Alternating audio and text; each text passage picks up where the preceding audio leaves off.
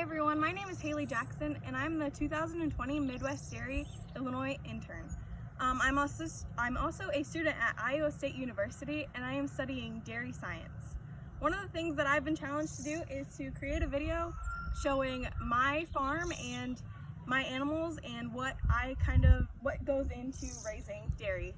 So one of the things we have out here is we have a pasture, and our heifers during the summer and spring and a little bit in the fall months, they come out here and they're able to graze pretty much all day long. They even enjoy laying out here in the grass, which it's a beautiful day out for them to do it right now. In the winter months, we actually keep them inside and keep them on a round bale of hay, which we make ourselves, and that way they're able to get nutrients.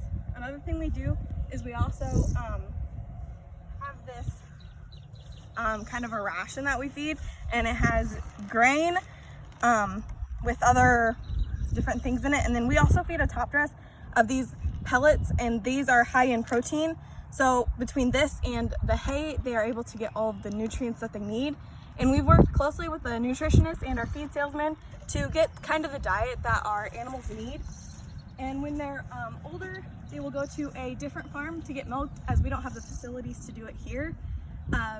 At that farm, they will get a ration called a TMR, and what that stands for is a total mixed ration, and it has everything, all the nutrients, minerals, everything that a cow needs, besides water, I guess, that the cow needs to survive and produce a high quality product. So the farm that we're going to look at later, which is where my animals go, have what is called a partial mixed ration, in that they're on a pasture part of the time and are also being fed grain in the parlor. So they do get their nutrients, they do get the total amount of nutrients that they need. It's just in a little bit of a different form.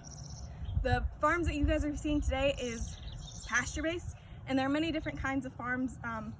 Your more larger dairies are going to be freestall based, whereas more of your smaller family farms are the pasture based.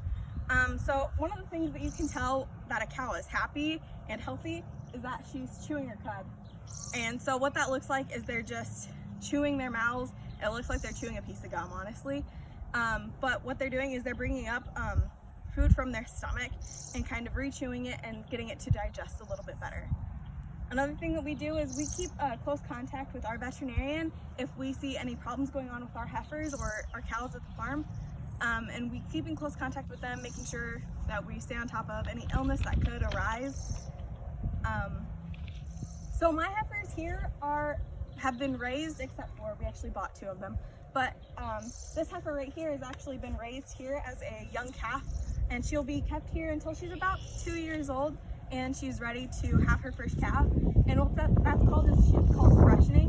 So she has the first calf, and she has the first milk that she has is actually full of colostrum, and it's full of nutrients that the calf needs to be able to survive and fight off any viruses or bacteria that could arise from the environment. So this heifer here is about a year and a half, about a year old actually. And then our 2 red heifers in the back were both born last fall. And then our more black heifer back there is actually going to be turning 2 in December. So we have a various range of ages out here in this pasture, and we'll show them all around the state and even at some national shows. So she's actually, our black and white heifer back there is actually bred, and we'll hopefully be calving in here in the next 9 months, which is actually the gestation or length of time that it takes from the calf to be born. Today I'm here with Casey Baker at his family's dairy farm, and we're just going to talk about the cows and a little bit more about what he does on a daily basis. So can you give us a background on kind of your farm? So I would be a 4th generation dairy farmer, mainly Jersey cows. We used to be all Holstein cows, and we kind of switched to Jerseys because they're better fit for pasture. We've been at this farm since 1968, I believe. So we should ship all our milk through DFA, pasture-based farm. I do feed grain and silage also. So when you were talking about the silage is actually fed out here in the pasture, correct? Correct. And then where do you guys feed the grain at? The grain is fed in the parlor while we milk. And how many times a day do you guys milk? Twice a day. All right. What kind of information can you tell us about these cows? Are they, what kind of age are they, and where are they at? Maybe talk a bit about their lactation. So we've got cows ranging from clear to, the oldest cow out here is 14 years old, and then we have just cows that are just fresh to be 2-year-old cows. We've got cows in their lactation that are probably from 15 days fresh to 250 days fresh at the moment. Okay. Do you have any more comments while we're out here in the pasture, kind of looking around? How many cows do you guys milking this? 45 at the moment. Mainly we're milking all Jerseys, but 2 Holsteins. You want to kind of show where they're at in their pasture. The trees give them really good shade. That's why they're kind of back here in the back.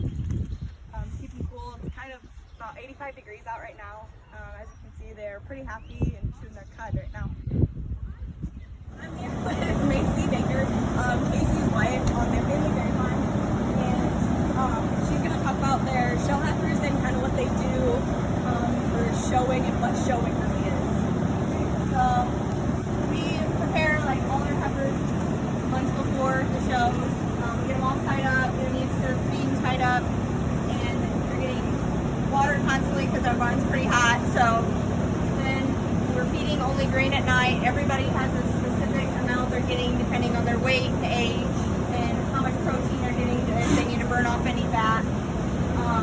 Right now we're kind of feeding like a rougher hay, kind of help cut them out. And then we work with them at night when it gets cooler. So what is showing, and what is the judge looking for when you're showing?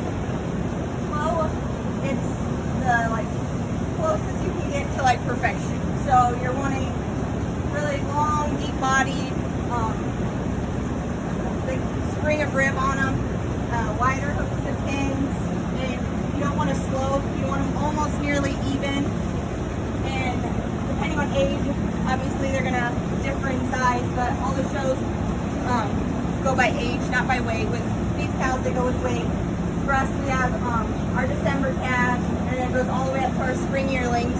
And then we'll put our milk cows, our show milk cows, in box stalls on the hotter days. They like to be out in our grass field with under the trees and everything, but when it gets pretty hot, we spoil them and put them back in the pens.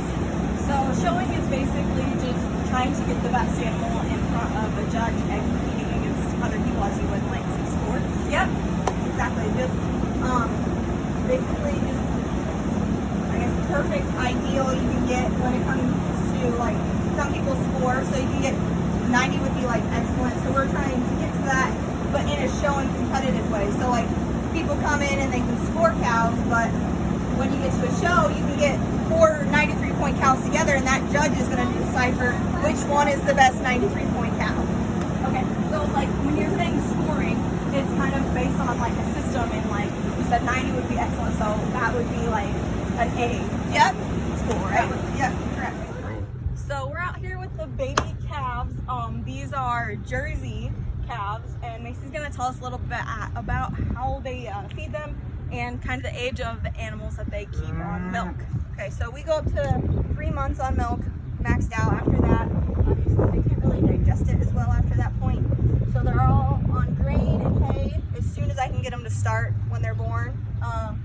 These ones I'm actually getting ready to wean them. I'm in the process of weaning them already today. I just started. They are 3 months old, and only normally have about 10 calves on milk at a time. Okay, and do you keep bull calves as well? Yep, we raise them up for steers. And then these girls you said are kept on milk for how long? About 3 months. 3 months, okay. That's one thing I like about having a small farm. We're able to, if there's some that are smaller when they're born, out of a heifer or something, I can keep them on milk longer if they're not, picking up on the grain and the hay as well. But I start them off on a soft grass hay. When you guys notice any problems, how often are you in communication with like a vet on the whole entire farm as far as cows and calves. Oh, Casey's texted him if we need anything. So you guys, like, if We you work see with any him really problems- well. Okay. Yep. And then, do you guys ever use a nutritionist? Casey does most of all the grain when it comes to nutrition. That's his part. My part is the feeding and I guess the TLC and the show heifer. So I do all the extra in between behind the scenes stuff. Okay, awesome. This room that we're in. So we'll call this the milk house. This is where the milk's stored in the bulk tank right here. It's cool. It actually comes right in here and is transferred to the plate cooler, and that cools it to like 50-ish degrees before it hits the bulk tank, where it's cooled at 32 to 33 degrees at all times. So why does the milk need to be cooled? Oh, milk's cool, bacteria doesn't grow, stays fresher longer. Milk is shipped every other day, so it's not shipped as soon as cow's milk, it doesn't go to the dairy, it's here every other day. Can you show us your parlor and talk maybe a little bit about that? Sure. So we milk in a 4-stall parlor setup. We've got all air stalls, the weaver stalls. We got dealer valve, automatic takeoffs, low line system. We do feed in the parlor. So our feed's all weighed in here too. What's the benefit of feeding in the parlor? Well, that we can watch cow by cow basis and know what each one's getting for inputs and kind of track that a little bit better. We put toxin binders and mineral into our feed, so it keeps them healthy. And we make sure they get that in this way. Okay. And then kind of like a wrap-up question, what's your favorite part about dairy farming? Providing a wholesome, healthy, high protein, high calcium product to people, making it available to them. Well, thank you so much for your time. So I'd like to thank you guys all for following along with my video, and I hope you got some kind of educational information from it. If not, I'm sure there's plenty of resources available on the Illinois Ag in the Classroom website, and I hope you enjoy the rest of your days and learning more about the agriculture and specifically the dairy industry.